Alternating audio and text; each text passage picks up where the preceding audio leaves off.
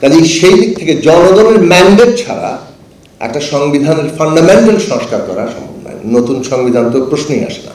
ব্যক্তিগতভাবে এবং আমাদের দলের দিক থেকে আমাদের এটা অত্যন্ত অনুপ্রেরণার একটা বিষয় যে দীর্ঘদিন ধরে আমরা যেসব বিষয়ে কথা বলার চেষ্টা করেছি, আজকে সেটা জাতীয় প্রশ্ন হিসেবে আলোচিত হচ্ছে। আমরা বহুবার রাজনৈতিক অঙ্গনে, টেলিভিশন টক শোতে যখন এসব বিষয় নিয়ে কথা বলেছি, মানে একটু আজগুবি কথাবার্তা বলছি আর কি, এরকম অনেক গালাগালি শুনতে হয়েছে। কিংবা শক্তি ভারসাম্যতা একটা বড় ব্যাপার, কে কোন কথা বলছে তার উপর নির্ভর করে। 72 সালে যখন গণপরিষদ তৈরি হয় তখন মৌলানা ভাসানী, নবগঠিত দল জাসদ, প্রফেসর মুজাফর আহমেদ ন্যাপের পক্ষ থেকে, তারা কিন্তু 72 সালের গণপরিষদের খুবই মৌলিক ক্রিটিক করেছিলেন। একটা ফান্ডামেন্টাল ক্রিটিক হচ্ছে 72 সালের গণপরিষদ গঠনের মধ্য দিয়ে 71 সালকে অস্বীকার করা হয়েছে।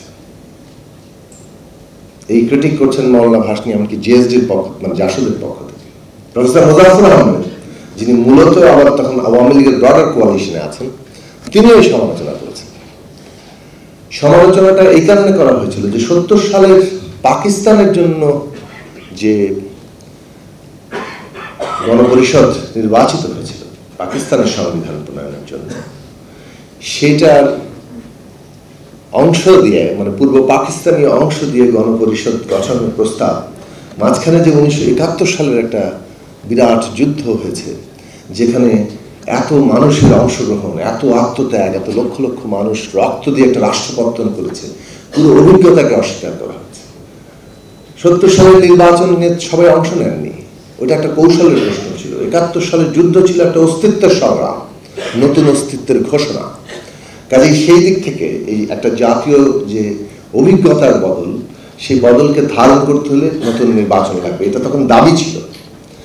কিন্তু 72 সালের সংবিধানের এই গণপরিষদের এই ক্রিটিক সত্ত্বেও কিন্তু ওইটাই প্রতিষ্ঠিত হয়েছে।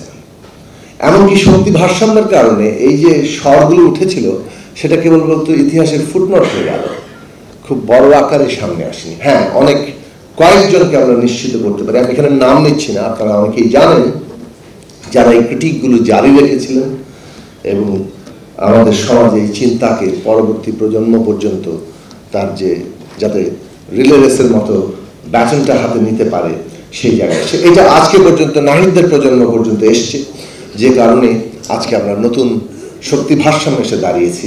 আমরা ওই সমালোচনা করতে পারছি যে আমাদের ফাউন্ডেশনের মধ্যে অনেক গলদ আছে, কিন্তু এটাও ঠিক, একটা রাষ্ট্র পত্তন হয়েছে, একটা ফাউন্ডেশন হয়েছে, তার মধ্যে যতই গলদ থাকুক আপনাকে গলদ দূর করার প্রক্রিয়াতে যেতে হয়।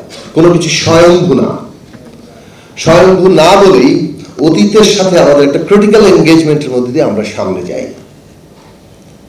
অতীতকে ছিঁড়ে ফেলা যায় না, নাই করে দেওয়া যায় না। সেই জায়গাটা আপনারা সকলেই জানেন এবং আমরা সেই অভিজ্ঞতার মধ্যেই এখন আছি। অনুপ্রেরণার দিক যে এই প্রশ্নগুলো এসছে বাংলাদেশের জাতীয় প্রশ্ন হিসেবে, এবং এখনকার শক্তি ভারসাম্যে আমরা সবাই এটা আলোচনা করছি, সিরিয়াসলি আলোচনা করছি। ক্রিটিকটা এটাই যে আমরা আলোচনা সবসময় তুলতে পারিনি, একেবারেই পারিনি। মানে মনে পড়ে আমার 2000 এটা হচ্ছে 6 সালের আগে, সম্ভবত 4-5-এর দিকে আওয়ামী লীগ এবং তার কোয়ালিশন 23 দফা কর্মসূচি দিয়েছিল জোট সরকারের, বিএনপির জোট সরকারের বিরুদ্ধে তাদের যে আন্দোলন এবং জোটের। সেই 23 দফা কতগুলো অর্থনৈতিক কর্মসূচি, সংস্কার কর্মসূচি ইত্যাদি সামাজিক কর্মসূচি ছিল। রাজনৈতিক দিক থেকে তেমন কিছুই ছিল না, কাঠামোগত কোনো সংস্কারের প্রসঙ্গ ছিল না, কিন্তু সেই 23 দফা অনেক আলোচিত হয়েছিল, ব্যাপকভাবে আলোচিত হয়েছিল। তো আমাদের এই পক্ষপাতমূলক মানে যে রাজনৈতিক বিভাজন থাকে, সিভিল সমাজ, সমস্ত সংবাদ মাধ্যম, আমাদের বুদ্ধিবৃত্তিক চর্চা, এইটাও অনেকভাবে বিভাজিত ছিল। এই সবগুলো জিনিস অতিক্রম করার একটা ধাক্কা জুলাই আমাদেরকে দিয়েছে, যে রক্তের উপর দাঁড়িয়ে এই ধাক্কা তৈরি হয়েছে, সেটাকে আমরা সালাম জানাই।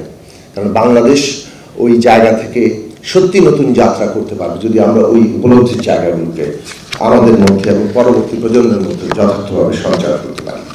আমি সরাসরি আমার দুটো পয়েন্টে আলোচনা করতে চেয়েছি, সেইটাতে আসি। বিএনপির স্ট্যান্ডিং কমিটির মেম্বার জনাব সালাউদ্দিন আহমেদ তিনি যে কথা তুলেছেন পথরেখা বিষয়ে, আমি পথরেখা বিষয়ে প্রথমে আসছি। পথরেখা গুরুত্বপূর্ণ, মানে এটা খুব বড় আকারের দ্বিমত না অধ্যাপক আলী রিয়াজের সাথে। ডেফিনেটলি আমাদের যে সমস্ত সংস্কার প্রশ্নগুলোতে আমরা একমত সেগুলো নির্ধারণ করা জরুরি, পথরেখাও জরুরি। সেইটা নিয়ে রাজনীতি চলছে এবং রাজনৈতিক মাঠে কিন্তু পথরেখাটাই সামনে আসে। তো উনি বলেছেন অ্যামেন্ডমেন্ট করেই সংসদ তো এই জিনিস নিতে পারে। প্রথমত যে কাজটা আমরা এখন করছি সেটা একটা মৌলিক সংস্কারের প্রশ্ন, এটা সংবিধানের অ্যামেন্ডমেন্ট না। তবে একই সাথে আবার বলা দরকার যেটা সংবিধান নতুন করে লেখাও না, এমনকি রিরাইটিংও না, বিদ্যমান সংবিধানের মৌলিক সংস্কার। কি কাজ করছে এটা সুস্পষ্ট হওয়া দরকার। সুতরাং নতুন করে সংবিধান লেখা এমনকি রিরাইটিং, সেটার যে অথরিটি, মৌলিক সংস্কারের অথরিটি আর অ্যামেন্ডমেন্টের অথরিটি, এগুলোর মধ্যে পার্থক্য আছে। আমরা যখন গণপরিষদ বলি তখন আমরা একটা নতুন করে সংবিধান লেখার এখতিয়ার দিই একটা সংসদকে, কিন্তু নতুন করে সংবিধান লেখার কোনো কনসেনসাস এখন পর্যন্ত তৈরি হয়নি। এটা নিয়ে রাজনৈতিক দলের দাবি থাকতে পারে, আমাদের দলেরও দাবি আছে, আমরা প্রতিষ্ঠাকাল থেকে গণপরিষদের দাবি করে এসেছি, কিন্তু এখন পর্যন্ত কোনো কনসেনসাস না। কনসেনসাস হচ্ছে সংস্কারের প্রশ্নে, মৌলিক সংস্কারের প্রশ্নে, যেটা নিয়ে জাতীয় ঐক্যমত্য কমিশন কাজ করছে। কাজেই এইটার জায়গাটা নির্দিষ্ট করা দরকার। আমরা যদি এটাকে সংশোধনী অর্থে দেখি তাহলে আমরা অনেক ন্যারো করব। বিদ্যমান সংবিধানের সাথে ওই সংশোধনী সাযুজ্যপূর্ণ নয় কতটা, সেটা পরীক্ষা করার ভারটা আদালতের হাতে থেকে যাবে। কিন্তু সংবিধানকে আমরা যে জায়গায় মৌলিকভাবে নিতে যাচ্ছি সেটা সংশোধনীর অনেক ঊর্ধ্বে, এবং সেই কারণে এটা জনগণের অভিপ্রায় কিংবা ইচ্ছার প্রকাশ হিসেবে হওয়া দরকার। সংবিধান মাত্রই জনগণের ইচ্ছা এবং অভিপ্রায় প্রকাশ, সেটা এই সংবিধানেও লেখা আছে। কাজেই সেই দিক থেকে জনগণের ম্যান্ডেট ছাড়া একটা সংবিধানের ফান্ডামেন্টাল সংস্কার করা সম্ভব নয়। নতুন সংবিধান তো প্রশ্নই আসে না। নতুন সংবিধান লিখতে গেলে তো অবশ্যই জনগণের ম্যান্ডেট নিতেই হবে, এমনকি ফান্ডামেন্টাল সংস্কার করতে গেলে ম্যান্ডেট নিতে হবে। সেখানে আমরা আমাদের দিক থেকে প্রস্তাব করেছিলাম, এবং এটা কিন্তু 5ই আগস্টের পরে নয়। আমরা যখন এই পুরো পলিটিক্যাল প্রসেসে আমাদের 7 দফা এবং 14 দফা, তারপরে আমরা যখন বিএনপি 27 দফা দিল, তারপর আমরা 31 দফায় পৌঁছালাম, এবং তখন আমরা এই দফাগুলো শেষ পর্যন্ত কিভাবে অর্জিত হবে সেটার প্রসঙ্গটা আসলো। সেই দিক থেকে আমরা প্রস্তাব করেছিলাম সংবিধান সংস্কার পরিষদের নির্বাচনটা, এবং এটা অনেকটা কিছুটা নতুন, কেননা আমরা দেখে এসেছি আইদার কনস্টিটিউয়েন্ট অ্যাসেম্বলি আছে আর না অ্যাসেম্বলি আছে, কিন্তু কনস্টিটিউশন রিফর্ম অ্যাসেম্বলি আবার উদাহরণ হিসেবে নাই। ডক্টর আলী রিয়াজের প্রতিধ্বনি করে বলবো যে অনেক দেশে অনেক কিছু নাই, কিন্তু আমাদের দেশের বাস্তব প্রয়োজন অনুযায়ী আমাদের এই কনস্টিটিউশন রিফর্ম অ্যাসেম্বলির দিকে যাওয়া দরকার, কেননা ওইটাই হচ্ছে এখন পর্যন্ত কনসেনসাস। কনস্টিটিউশন রিফর্ম অ্যাসেম্বলির গুরুত্ব এই জায়গায় যে এইখানে আমরা জনগণের সেই ম্যান্ডেটটা পাচ্ছি মৌলিক সংস্কার